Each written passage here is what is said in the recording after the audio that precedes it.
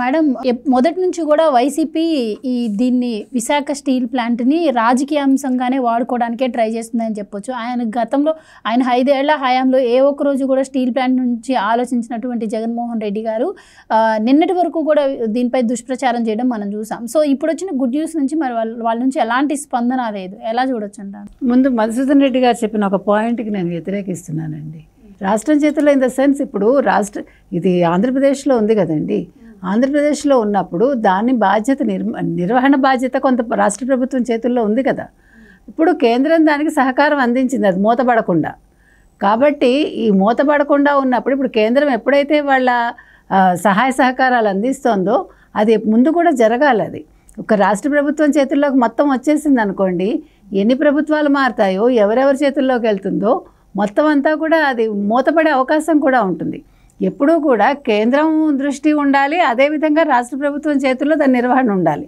అంతే తప్ప కేంద్రం లేకుండా రాష్ట్ర ప్రభుత్వం చేతుల్లో ఉంటే ఏది కూడా ఎక్కువ కాలం మనలేదండి. అందుకని ఈ విషయంలో మాత్రం నేను ఆయనతో ఏకీభవించట్లేదు. ఇప్పుడు రాష్ట్ర ప్రభుత్వం చేతుల్లో ఉన్నప్పుడు అంటే నిర్వహణ జరుగుతున్నప్పటికీ ఈరోజు కేంద్రం ముందుకొచ్చి 11,500 కోట్లు 10,300 కోట్లు ఇవ్వగలిగింది కాబట్టి ఈరోజు మనం ఇది సంతోషంగా మాట్లాడుకుంటున్నాం. ఇప్పుడు ఇది లేకపోతే ఏ రకంగా వస్తుంది? అది ఒకసారి భూములు ఇచ్చేసాక ఇంకా దాని గురించి మళ్ళీ వాళ్ళు వెనక్కి తీసుకుంటారు అనే అవకాశమే ఉండదు ఏది కూడా. అది ఆల్రెడీ అక్కడ ప్లాంట్ పెట్టేశారు. ఈరోజు 12,000 ఎకరాలు ఖాళీ భూమి ఉంది, 9,500 ఎకరాలు ఫ్యాక్టరీ అక్కడ నడుస్తోంది. ఇవన్నీ జరుగుతున్నాయి. అదేవిధంగా ఎంప్లాయ్మెంట్ జనరేట్ అయింది. ఇవన్నీ ఓకే. కానీ కేంద్ర ప్రభుత్వానికి కాకుండా మొత్తం రాష్ట్ర ప్రభుత్వం చేతుల్లోకి రావాలనడం మాత్రం అది కుదిరే పని కాదండి. దానివల్ల జరిగే నష్టాలే ఎక్కువ ఉంటాయి ఏదైనా కూడా. ఇకపోతే మీరు అన్నట్టు ఈరోజు అసలు వైసీపీ ప్రభుత్వం ఏం చేస్తోంది? ఇప్పుడు 5 ఏళ్ళు వాళ్ళ ప్రభుత్వ హయాంలో వాళ్ళు నోరు మూసు కూర్చుని ఇందాక వారు చెప్పినట్టుగా ఈ గనులన్నీ కూడా వాళ్ళు దోచుకుని అసలు ఇక్కడ స్టీల్ ప్లాంట్ అసలు ఈరోజు ఈ రకంగా ఉండడానికి సగం కారణం వైసీపీ ప్రభుత్వమే. ఇలా నష్టాల్లోకి వెళ్ళడానికి చెప్పాలంటే వాళ్ళు అసలు దీని మీద దృష్టి పెట్టుంటే ఆయన 5 ఏళ్ళు కేంద్రం చుట్టూ తిరిగి ఏం సాధించాడు? ఆయనకి బెయిల్ రద్దు కాకుండా చూసుకున్నాడు అంతే చెప్పాలంటే. ఇంకేం చేయలేదు ఆయన ఏ అంశం మీద ఆయన అసలు వచ్చాడు అధికారంలోకి? నేను ప్రత్యేక హోదా తీసుకొస్తాను మీకు అనే ఒక మాట మీద వచ్చి ప్రత్యేక హోదా గురించి ఏ రోజు మాట్లాడిన పెద్ద మనిషి తెలుగుదేశం కూటమి వచ్చిన 2వ రోజు నుంచి ప్రత్యేక హోదా గురించి అడిగాడు. ఇప్పుడు ప్రత్యేక హోదా వచ్చిందా రాలేదా పక్కన పెట్టండి.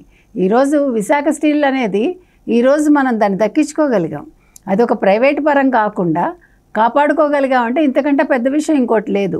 దీనికి ఇవాళ మనం చంద్రబాబు నాయుడు గారికి కృతజ్ఞతలు చెప్పాలి, అభినందించాలి వారిని. అదేవిధంగా మోదీ గారిని అభినందించాలి మనం. మరో పక్క దీని మీద ఇవాళ యాక్చువల్గా మాట్లాడాల్సింది వైసీపీ. విజయసాయిరెడ్డి కావచ్చు, జగన్మోహన్ రెడ్డి కావచ్చు, మరొకళ్ళు కావచ్చు, దీని మీద వాళ్ళు కృతజ్ఞతలు చెప్పాల్సిన చంద్రబాబు నాయుడు గారికి ముందుగా, తర్వాత మోదీ గారిని వారు అభినందించాలి. ఈరోజు అవేమీ చేయకుండా వాళ్ళు ఎక్కడున్నారో మనకు తెలియదండి. 5 ఏళ్ళు వాళ్ళు నిద్రపోయి వాళ్ళు ఇటీవల కాలంలో విశాఖ ఉక్కు ప్రైవేట్ పరం అయిపోతుంది, దాన్ని మూసేస్తారు లేకపోతే మరొకటి చేస్తారు, ఎంప్లాయీస్ని వాళ్ళు గందరగోళపరిచి వాళ్ళు అనవసరంగా పాపం వాళ్ళు బయటకు వచ్చి వాళ్ళు ఉద్యమాలు చేయాల్సిన పరిస్థితి కల్పించి దీనికి అంతటికీ కారణం వైసీపీనే. కాబట్టి ఇవాళ వీటన్నిటి నుంచి బయటపడి విశాఖ ఉక్కు అనేది ఈరోజు మళ్ళా ఇంతమంది కుటుంబాలకి అది ఆధారంగా ఉంటుంది. ఈ విషయంలో మనం చాలా సంతోషిద్దామండి. మరొక పక్క వైసీపీ చేతగానితనానికి ఈరోజు వాళ్ళు బదిలివ్వాల్సిన అవసరం ఎంతైనా ఉంది. సో స్వయంగా షర్మిల గారే చెప్పడం జరిగింది, జగన్మోహన్ రెడ్డి గారు ఇటు పోర్ట్లన్నీ ప్రైవేట్ పరం చేస్తున్నారు, అలాగే కడప స్టీల్ ప్లాంట్ తీసుకొస్తానని చెప్పి ప్రజలను నమ్మించి మోసం చేశారు అని చెప్పి కూడా మన ప్రధాని మోదీ గారు వచ్చిన టైంలో షర్మిల గారు స్పందించడం జరిగింది. సో అలాంటి జగన్మోహన్ రెడ్డి ఇప్పుడు విశాఖ ఉక్కు గురించి పట్టించుకోకుండా ఇప్పుడు రాష్ట్రానికి చాలా పెట్టుబడులు వస్తున్న పరిస్థితి మనం చూస్తున్నాం. అలాగే నిప్పన్ స్టీల్ కూడా ఇప్పుడు రాష్ట్రానికి వస్తుంది. సో విశాఖ ఉక్కుకు న్యాయం చేయలేదు, నిప్పన్ స్టీల్ తీసుకొచ్చి పెడుతున్నారు అంటే రాష్ట్రానికి పెట్టుబడులు రావడం ఆయనకి ఇష్టం లేదా? అసలు పోర్టులన్నీ ప్రైవేటు పరం చేసినటువంటి జగన్మోహన్ రెడ్డి చంద్రబాబు గారు ఆస్తులను ప్రైవేటు పరం చేస్తున్నారు అని చెప్పి ప్రచారం చేస్తున్నారు. మీరేమంటారు? ఏమండి ఇప్పుడు వీరు చెప్పినట్టుగా రాష్ట్ర అభివృద్ధి జరగాలి అంటే కొన్ని కావాలి కదా, కొన్ని కంపెనీలు రావాలి, ఉన్న వాటిని మనం కాపాడుకోవాలి. ఇప్పుడు ఈయన చంద్రబాబు నాయుడు గారు వారు చెప్పినట్టుగా సామరస్యంగా వెళ్ళి వాళ్ళ పని సాధించుకొచ్చారు. అలాగే నిప్పని రానివ్వండి, వస్తే ఉద్యోగాలు వస్తాయి కదా. ముందు రాకుండానే ఈయన కాలు అడ్డం పెట్టేసి జగన్మోహన్ రెడ్డి అమ్మ పెట్టదు అడుక్కు తిననివ్వదని ఆయన ఎలాగ 5 ఏళ్ళు ముంచాడు. అన్నీ అమ్మేసి అన్నీ ఇది చేసి మీరు చెప్పినట్టుగా ప్రైవేట్ పరం చేసి అసలు ఎక్కడైనా ఇలాంటి పాలన ఉంటుందా? అందుకని ఇవాళ ఏం జరుగుతున్నా కూడా చాలా సవ్యంగా జరుగుతుందండి. ఇప్పుడు చంద్రబాబు నాయుడు గారి అనుభవంతో ఆయన ఈరోజు కేంద్రంతో కొట్లాడకుండా ఎలా తీసుకురావాలి రాష్ట్రానికి కావాల్సినవన్నీ కూడా అనే దాని మీద దృష్టి పెట్టారు.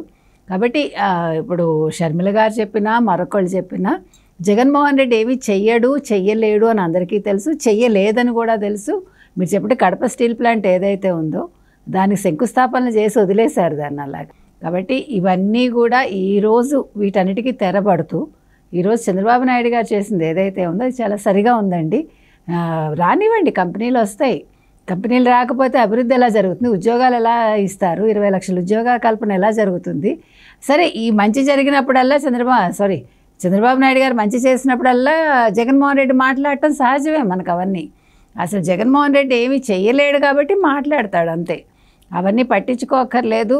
వారు చెప్పినట్టుగా మనకు కావాల్సింది మన స్టీల్ ప్లాంట్ అభివృద్ధి చెందడం, మన స్టీలు మన రాష్ట్ర ప్రయోజనాలకు ఉపయోగపడాలి. రోడ్లకు కావచ్చు, మరొకటి కావచ్చు. ఈరోజు విశాఖ ఉక్కునే వాడతాము అనే స్టేజ్కి రాష్ట్ర ప్రభుత్వం రావాలంటే అంత సామర్థ్యం గల ఉక్కు వాళ్ళు తయారు చేయాలి. దాన్ని మనం ఉపయోగించుకుని అంటే మన స్టీల్ ప్లాంట్ చాలా ఎటువంటి నష్టాల్లోకి వెళ్లకుండా లాభాల్లోకి వెళ్ళాలంటే దానికి అందరూ కలిసికట్టుగా కృషి చేయాల్సిన అవసరం ఎంతైనా ఉంది. Right madam, thank you so much. Thank you.